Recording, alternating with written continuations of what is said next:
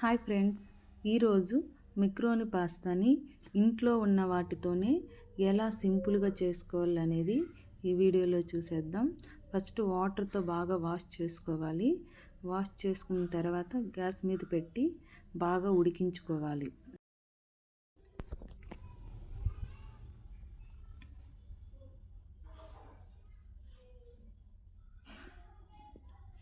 ఉడికిన తర్వాత కల్లుప్పు వేసి నేను కలపెట్టాను. బాగా గరిటెతో కలబెట్టాను.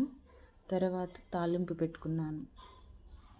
ఇప్పుడు ఆయిల్ వేసుకొని మన దగ్గర ఉన్న కరివేపాకు, పచ్చిమిర్చి, ఆనియన్స్ అన్నీ వేగినాక బాగా వేయించుకోవాలి. తర్వాత టమోటా వేసాను. గరం మసాలా, కొంచెం పసుపు వేసి బాగా వేగిన తర్వాత మెక్రోని పాస్తా ఉడికించుకున్నాం కదా, అది అంతా అందులో వేసి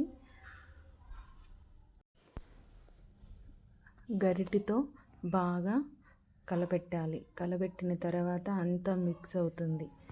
అంతేనండి. ఇది పిల్లలు చాలా ఇష్టంగా తింటారు.